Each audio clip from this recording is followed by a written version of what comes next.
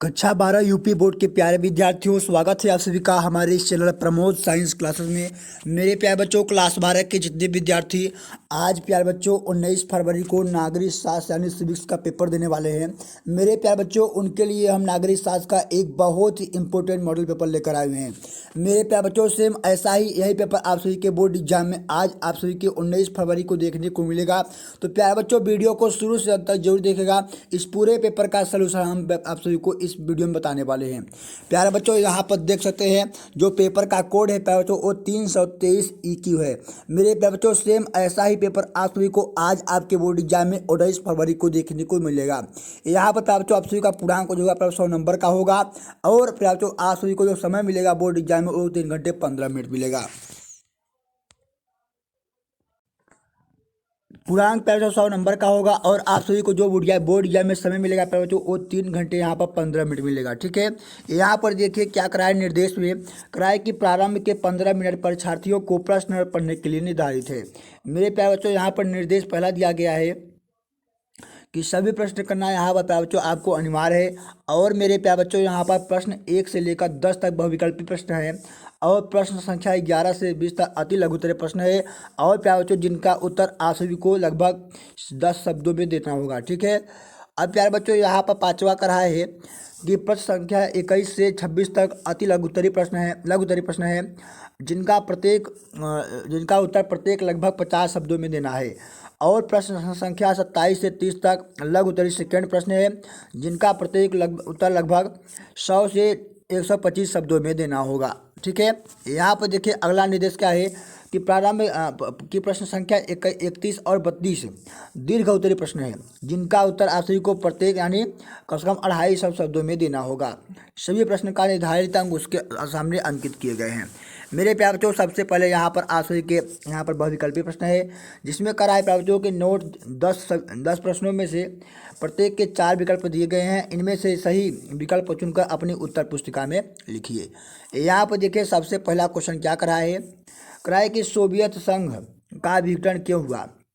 प्यारे बच्चों, यहाँ पर देखिए ऑप्शन ए है सोवियत संघ पर आर्थिक दबाव था और दूसरा ऑप्शन है कि माविया संघ में प्रशासनिक और राजनीतिक रूप से गतिरोध था या फिर प्यारे बच्चों ग वाला है कि क और ख दोनों या फिर घ है कि ऊपर में से कोई नहीं।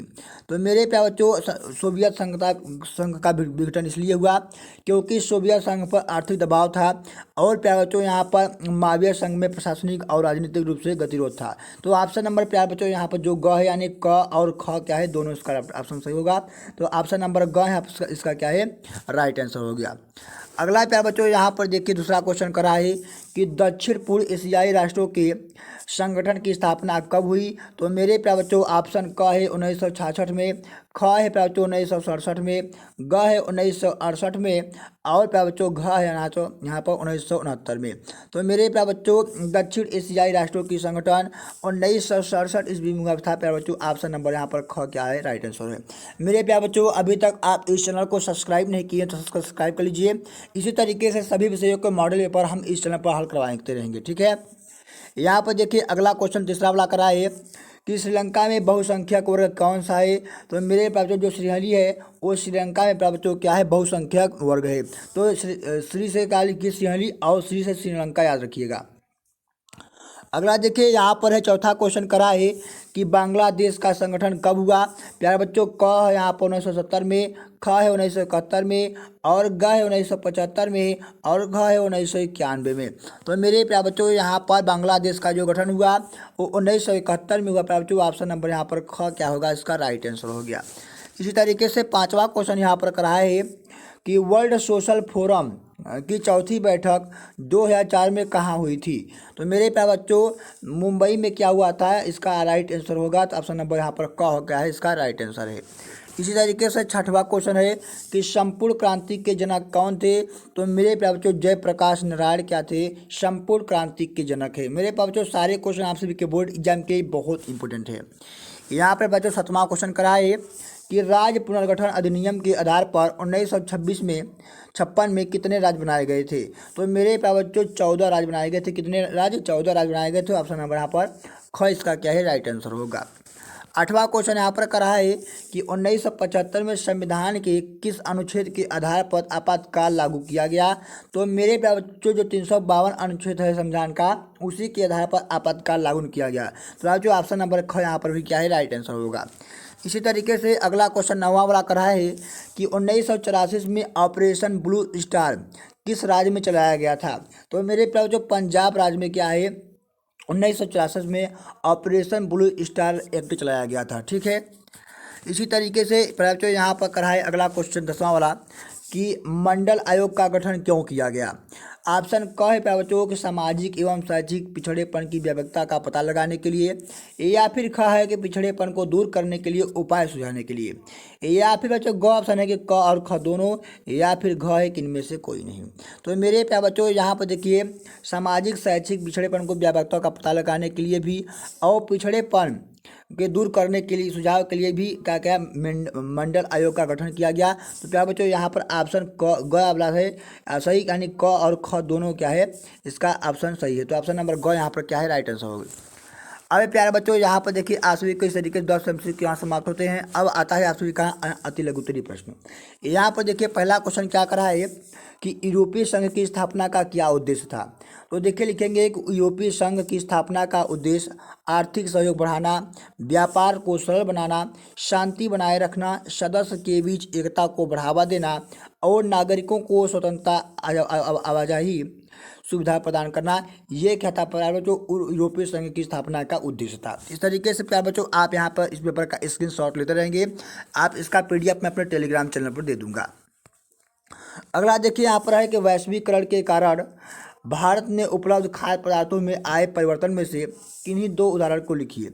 तो यहाँ पर देखिए उत्तर लिखेंगे, पहला उदाहरण लिखेंगे कि विदेश फास्ट फूड चेन यानी मैकडॉनल्ड और पिज्ज़ा हट, ये सब क्या है बच्चों, विदेशी फूड हैं। ठीक है। अगला यहाँ पर है कि आयात खाद्य पदार्थ जैसे कीवी फल हो गया और एवोकाडो हो गया, इसकी उपलब्धता क्या है, विदेश से हुई है। इस तरीके से आप यहाँ पर इसकी शॉर्ट लेंगे। यहाँ पर अगला यहाँ पर देखिए 13वां क्वेश्चन करा है कि विश्व स्वास्थ्य संगठन यानी WHO यानी वर्ल्ड हेल्थ ऑर्गेनाइजेशन का मुख्य उद्देश्य क्या है। तो लिखेंगे कि विश्व स्वास्थ्य संगठन का संयुक्त राष्ट्रीय एक एजेंसी है जो वैश्विक स्वास्थ्य मुद्दों पर काम करती है। मुख्य उद्देश्य इसका लिखेंगे कि विश्व में स्वास्थ्य को स्तर को सुधारना, बीमारियों को रोकना और अंतर्राष्ट्रीय स्वास्थ्य सहयोग को प्रोत्साहित करना। ये क्या है प्यारे बच्चों, इसका मुद्दा है। ठीक है। इस मुद्दे पे क्या है, WHO काम करती है। अगला प्यारे बच्चों यहाँ पर है अगला क्वेश्चन 14 वाला कि भारत और चीन के मध्य विवाद के 2 कारण लिखिए। तो देखिए पहला यहाँ पर कारण लिखेंगे कि सीमा विवाद, यानी क्या है अरुणाचल प्रदेश और अक्साई जो चीन है उसका क्या है, सीमा है, और इससे एक विवाद हो गया चीन और मध्य विवाद में, और भारत और चीन में। और दूसरा बच्चों इसमें क्या है कारण इसका कि चीन का पाकिस्तान के साथ सहयोग और भारत में रणनीतिक क्षेत्रों का हस्तक्षेप रहा है, इसलिए क्या है चीन और भारत में क्या है विवाद होने का 2 कारण है।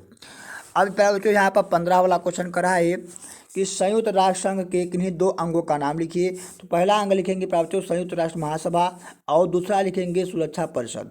इस तरीके से आप सभी को इतना ही अपने बोर्ड एग्जाम में इसका आंसर देकर आना होगा। अगला यहाँ पर प्यारे बच्चों करा है 16 वाला क्वेश्चन कराए कि 1975 में आपातकाल की घोषणा किसने की थी। तो मेरे प्यारे बच्चों यहाँ पर लिखेंगे कि 1975 में इंदिरा गांधी भारत की तत्काल प्रधानमंत्री थे, और क्या बात है यही क्या थी 1975 में आपातकालीन का घोषणा की थी। ठीक है।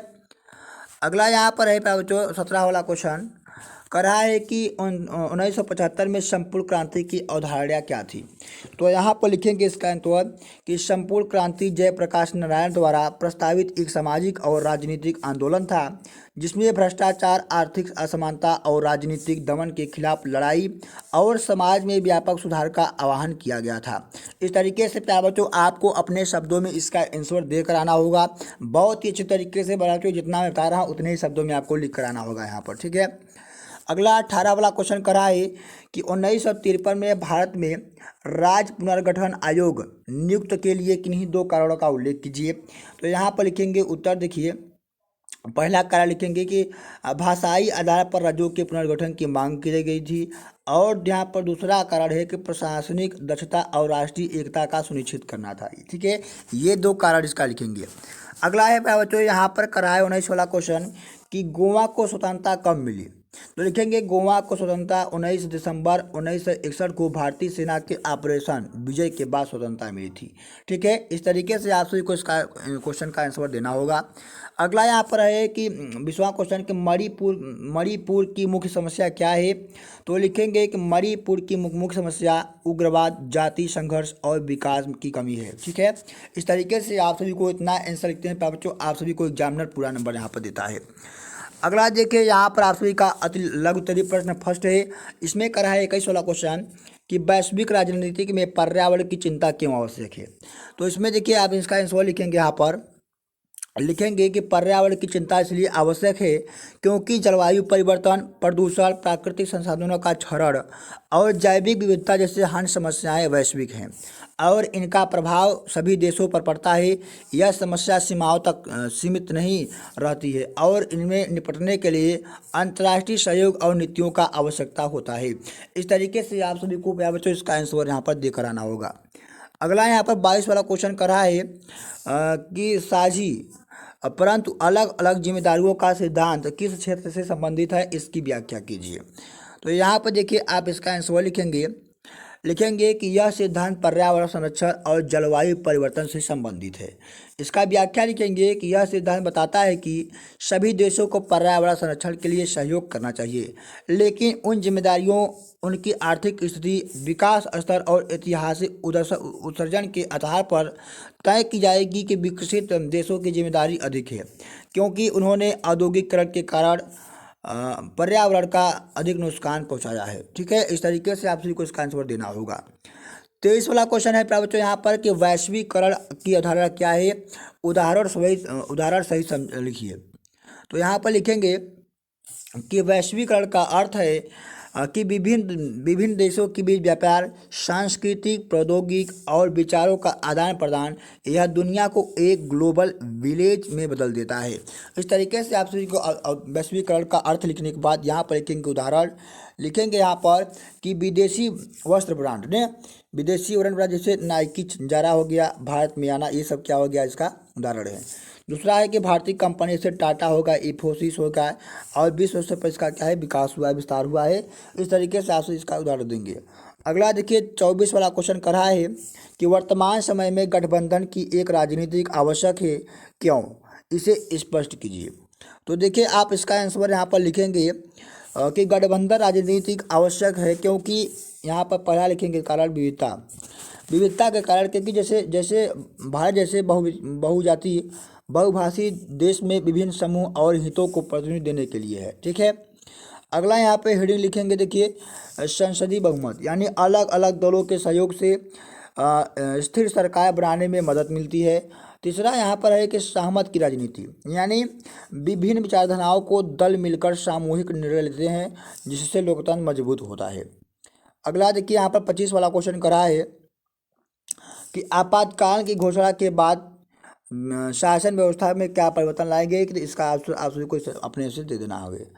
26 वाला क्वेश्चन पे बच्चों यहाँ पर देखिए कर रहा है कि भारत में गुट निरपेक्षता की नीति की मुख्य विशेषताएं क्या है बच्चों। इन सारे क्वेश्चन को आप उन्हें से तैयार करके जाइएगा।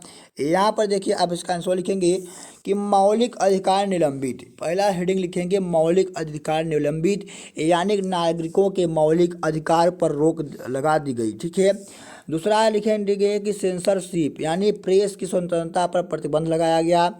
और तीसरा यहाँ लिखेंगे कि विरोध का दमन यानी राजनीतिक विपक्ष को दबाने के लिए नेताओं और कार्यकर्ताओं को गिरफ्तार कर दिया गया। ठीक है, अगला देखिए यहाँ पर है कि केंद्र प्रभुत्व यानी राज्यों की स्वायत्ता को क्या है, सीमित हो गई।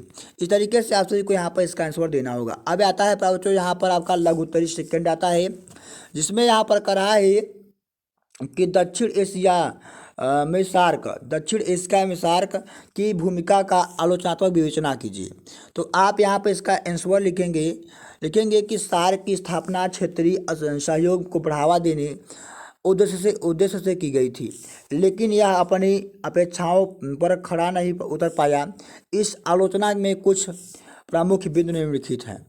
जैसे आप यहाँ पर देखिए, पहला बिंदु लिखेंगे कि राजनीतिक मतभेद। लिखेंगे कि सदस्य के देशों के बीच राजनीतिक मतभेद और अविश्वास सार्क को प्रभावित करते हैं।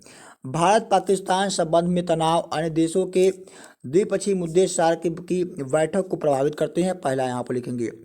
दूसरा यहाँ पर लिखेंगे कि आर्थिक असमानता, यानी सदस्यों के बीच आर्थिक विकास में काफ़ी अंतर है, जिससे असहयोग प्रयासों में बाधा आती है। बड़े देश छोटे देश के हितों की अनदेखी कर सकते हैं। आगे लिखेंगे तीसरा हेडिंग्स में कि परियोजनाओं का धीमा कार्यान्वयन, यानी सार्क के तहत कई परियोजनाएं शुरू की गई, लेकिन इनका कार्यान्वयन बहुत धीमा है। इससे क्षेत्रीय सहयोग कमज़ोर होता है। इस तरीके से यहाँ पर इसका लिखने के बाद अगली हेडिंग बनाएंगे इसमें बाहरी हस्तक्षेप, यानी बड़े देशों का हस्तक्षेप सार्क के निर्णय को प्रभावित करता है और क्षेत्रीय असहयोग को कमज़ोर बनाता है। अगला देखिए 28 वाला क्वेश्चन यहाँ पर है, कह रहा है कि वर्तमान विश्व व्यवस्था के संदर्भ में संयुक्त राष्ट्र की भूमिका का परीक्षण कीजिए। तो यहाँ पर देखिए आप इसका आंसर लिखेंगे कि संयुक्त राष्ट्र संघ वर्तमान विश्व में एक महत्वपूर्ण भूमिका निभाता है। यह अंतर्राष्ट्रीय शांति और सुरक्षा बनाए रखने के, मानवीय अधिकारों को रक्षा और विकास को बढ़ावा देने के लिए काम करता है। हालांकि संयुक्त राष्ट्र की संघ भी कई चुनौतियों का सामना कर रहा है। आगे देखिए इसमें पॉइंट बनाएंगे हेडिंग कि सुरक्षा परिषद की सीमाएं। जैसे लिखेंगे कि सुरक्षा परिषद में स्थायी सदस्यों के पास वीटो पावर होने के कारण यह अक्सर अप्रभावी ढंग से कार्य करने के लिए असमर्थ रहती है। दूसरा में लिखेंगे हेडिंग के वैश्वीकरण की चुनौतियां, यानी वैश्वीकरण के कारण उभरती हुई चुनौतियों जैसे जलवायु परिवर्तन, आतंकवाद, महामारी से निपटने के लिए संयुक्त राष्ट्र संघ को नए तरीके से सोचना होगा। अगला इसमें लिखेंगे कि संसाधनों की कमी, यानी संयुक्त राष्ट्र संघ के पास असीमित संसाधन है, जिनके कारण यह अपने सभी जिम्मेदारियों को पूरा करने के लिए सक्षम नहीं होता है। यहाँ पर जो अगला 29 वाला करा है क्वेश्चन कि भारतीय विदेश नीति किन्हीं 4 विशेषताओं का वर्णन कीजिए। तो इसमें लिखेंगे आंसर इसका कि भारतीय विदेश नीति की कुछ प्रमुख विशेषताएं निम्नलिखित हैं। जैसे यहाँ पर है कि अनबंधित नीति।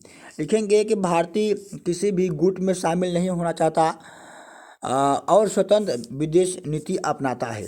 दूसरा लिखेंगे कि गुटनिरपेक्षता, यानी भारत में गुटनिरपेक्ष आंदोलन में महत्वपूर्ण भूमिका निभाई है और आज भी गुटनिरपेक्षता को अपनी विदेश नीति का आधार मानता है। इस तरीके से आप इसका आंसर लिखेंगे। अगला है कि असंतुलित संबंध, यानी भारत के पड़ोसी देशों के साथ उसके संबंध हमेशा मधुर नहीं रहे, विशेषकर पाकिस्तान के साथ। ठीक है। अगला इसमें लिखेंगे कि विशेष विकास का सहयोग, यानी भारत विकासशील देश के साथ विकास सहयोग को बढ़ावा देता है। ठीक है। इस तरीके से आपसे इसका आंसर, इसका मुख्य जो इसका विशेषताएं हैं इस तरीके से लिखना है। अगला यहाँ पर 30 वाला क्वेश्चन कर रहा है कि जम्मू कश्मीर की समस्या क्या है, के कारण क्या है, भारतीय सरकार इसे किस प्रकार हल करने का प्रयास कर रही है। देखिए लिखेंगे इसमें कि जम्मू कश्मीर की समस्या के कारण और समाधान के प्रयास एक हैं। पहला यहाँ पर है कि ऐतिहासिक विवाद, यानी 1947 में भारत पाकिस्तान विभाजन के दौरान कश्मीर भारत में विलय और पाकिस्तान का विरोध हो गया। आगे लिखेंगे कि दूसरा है कि आतंकवाद, जैसे हो गया कि पाकिस्तान प्रायोजित आतंकवाद। तीसरा लिखेंगे कि धार्मिक और सांस्कृतिक विभाजन, यानी कश्मीर में अलगवादी मानसिकता और सामाजिक असंतोष है। अगला इसमें लिखेंगे चौथा कि राजनीतिक अस्थिरता, ये क्या है कारण है। लिखेंगे कि स्थानीय सरकार और केंद्र के बीच तनाव है, इसके कारण है कश्मीर का समस्या का।